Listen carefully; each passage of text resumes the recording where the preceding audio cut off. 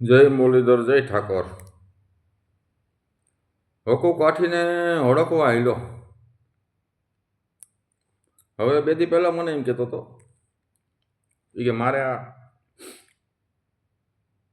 માતાજીનું આ બધું હમણાં મેં વયસમાં બંધ કર્યું હતું એ કે મારે ધંધામાં મંદી આવી ગઈ હતી. એટલે કઈ મંદી ખબર છે?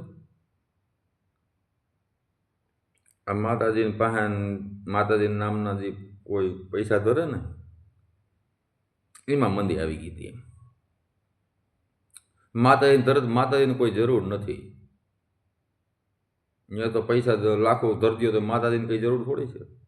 એટલે કે મારે મંદી આવી ગઈ હતી.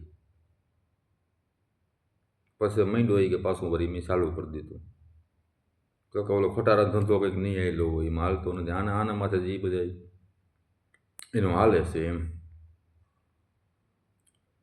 એટલે માતાજીને કંઈ જરૂર ના હોય ત્યાં તો એક અગરબત્તીને દીવો કરી આવે એટલે માતાજીને કંઈ ખર્ચો ન હોય ને કંઈ માતાજીની જરૂર નથી ત્યાં.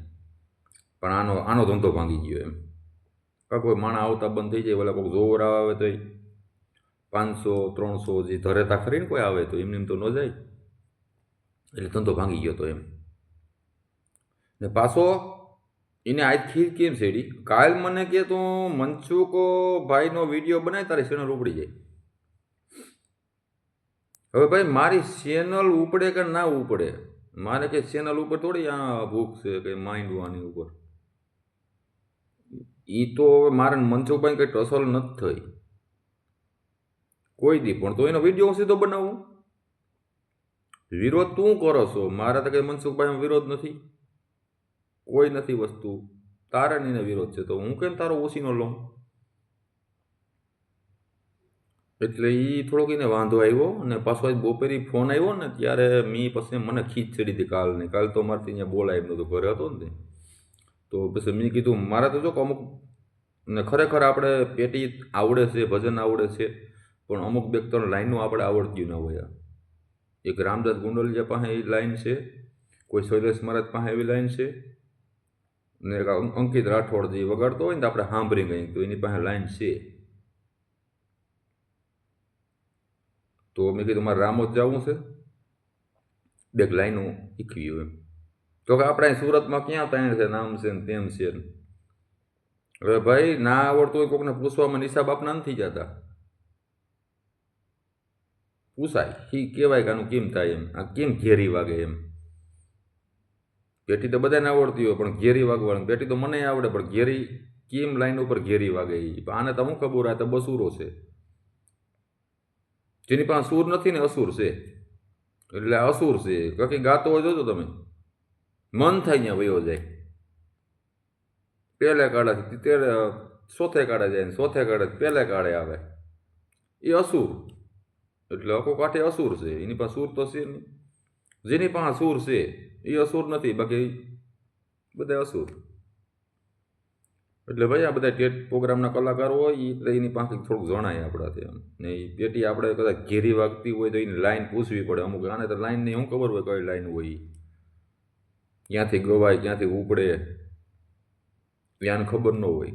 આનો કોડ ક્યાં આવે એને શું ખબર હોય. અમુક કોડને ખબર ના હોય કાંઈ કોડ લાગે એમ પેટીનો. એટલે આ છે ને ભાઈ એને મેં વિડીયો પછી મેં સીધો છે ને વાયરલ કરી દીધું એને રેકોર્ડિંગ બધું. એમાં શેડી ભાઈને ખીચ થયો હેડકો. એટલે આમ છે ભાઈ બધું. પણ માતાજીને માનતો હોય ને એનાથી ગાયર ના બોલે. આ માતાજીની ભક્તિ કરે ગાયર બોલાય? આપણે હગીમાં બેઠી હોય ને તો ગાયર ન બોલાય. એટલે અમે તો મેં આ ઠોકી દીધી હબાવની. હું ગાયર ઓછી બોલું ભાઈ, ઠોકી જ દીધી. એ માતાજીને માને ને આ ગાયર ના બોલાય. જો કે અમે તો બોલી તો અમે તો કૃષ્ણ ભગવાનને બધા માની છે ને માતાજીને માની છે. આ તો માતાજીની ભક્તિ કરે છે. જે વાત બાપને કહેવાય ને એ માને ન કહેવાય. બાપને કહી શકીએ આપણે ગમે પણ મર્યાદા મા પાસે રાખવી પડે. એટલે આને એ ભાન નથી. આ તો મા પાસે જેને ભૂંડા બોલતો હોય મને એમ છે, પોતાની મા હોય તો એની પાસે ભૂંડા બોલતો હોય. તો જ આવા સંસ્કાર હોય ને ના. આ કાઠીનો દીકરો આવું ન બોલે, પણ આમાં ગમે એ કંઈક મિસ્ટેક થઈ ગઈ એમ. એટલે આવું છે બધું.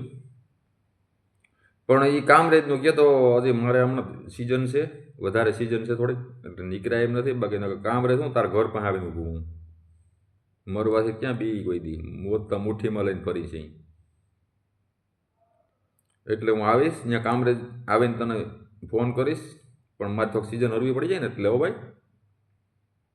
બાકી મોત તો આખું કાઠી મુઠ્ઠીમાં લઈને ફરી. તું ભલે કાઠી હોય પણ હું આયર છું ને. દરબારોને બસાવવા વાળા આહિર નવગણને બસાવ્યા. ભોજા મકવાણાની વાત સાંભળી લેજે. આવો ઇતિહાસ સાંભળ